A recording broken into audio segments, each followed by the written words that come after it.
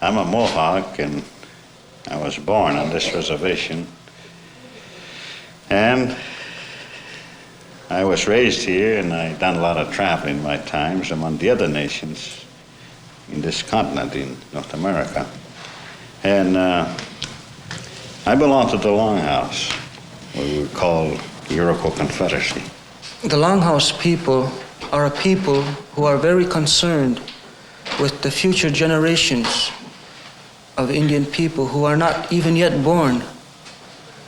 And it is our work, and it is our will to continue to uphold our ancient traditions, which we feel, when the Creator made all people, we feel that He gave all people a language.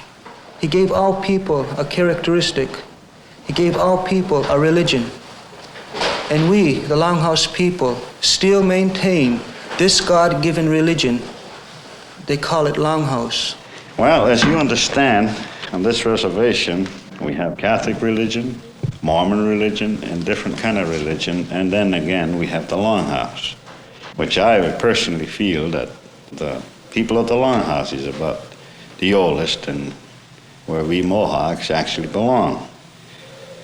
I used to think that you couldn't force anybody just to join this religion. You don't have to be joined. We are part of it.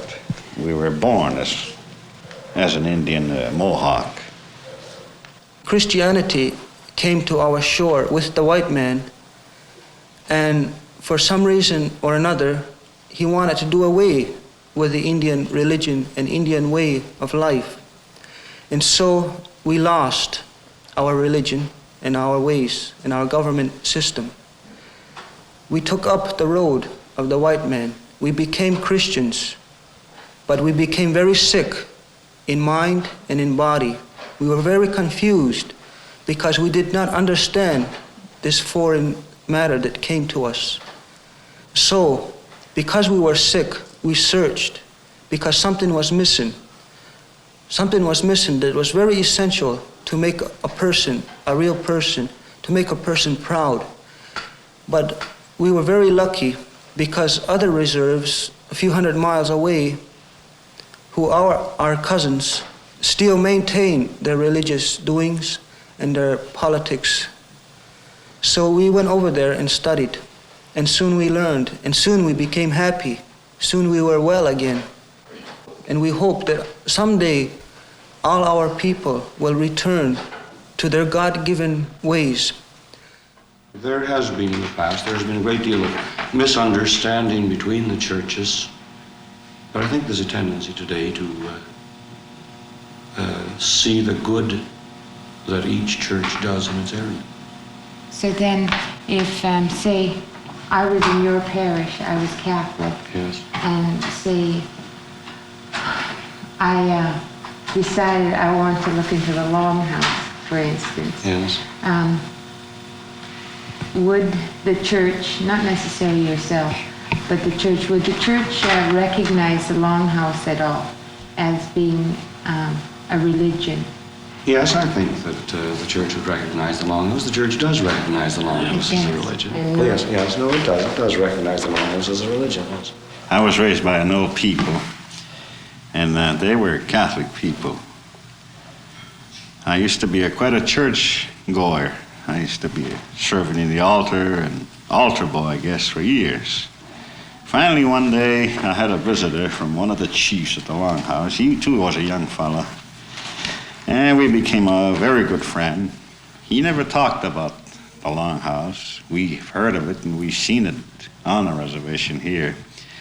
So finally, he says to me one time, he says, we're having a doings at the Longhouse. Would you like to come down with me as a friend? He says. And so I went there with them one night. And I've listened. I didn't quite understand. I wanted to do something for my people. So I struggle along and I start to learn from different nations, Cayugas, Onondagas. As a young fella, I wanted to see everybody. I start to learn there about our Confederacy, more and more.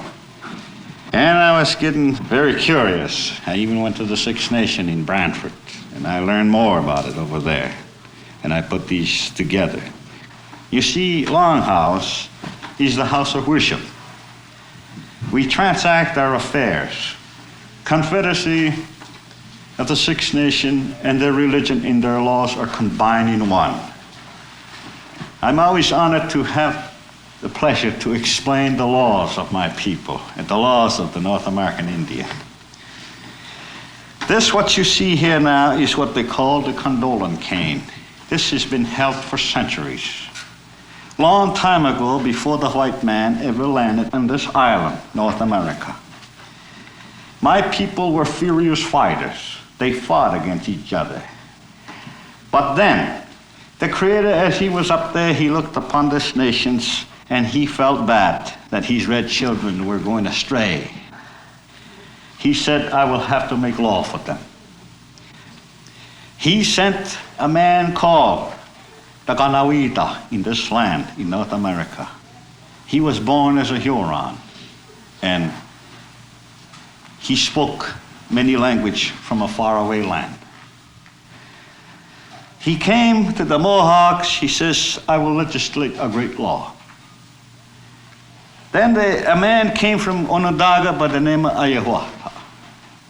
They had combined these two great statesmen, and they had legislated a law and a constitution, which constitution for the Iroquois Confederacy.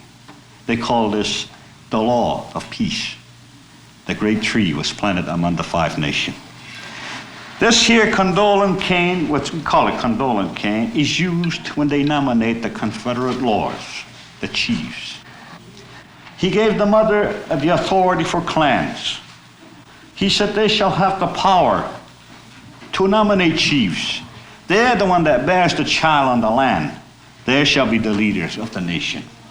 And these shall be the representatives. They shall be the spokesmen of the people. This law was made for the people and by the people. And their law was strong. This law was a unique and great. He said, I shall nominate 3 clans of the Mohawk Nation. Turtle Clan, Wolf Clan, and the Bear Clan. Mohawks, you shall be the eastern doorkeeper. Seneca, he says, you shall sit on the western of the Longhouse, and you shall be the guard of that door. Oneidas, Onondagas, Cayugas, he called them the Five Nations. When he finished all this, he said, go out to the world, 4 corners of this world, and exercise this law and give them to all the nation. And who is willing to adopt this law shall come in. Neither they come in the western door or the eastern door.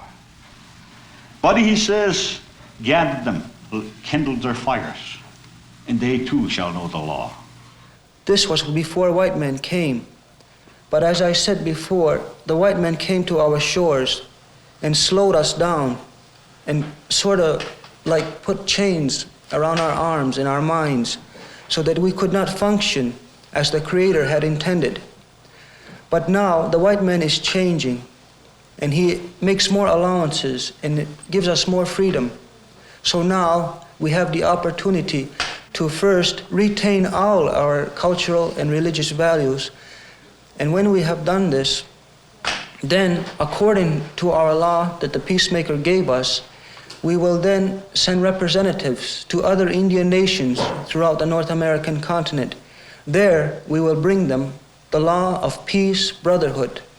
It is said from a long time ago that we would become Christians, or we would become members of other organizations that would be foreign to our shores, and that we would soon let this go, and that we would return to the way God made us, to the way God gave us.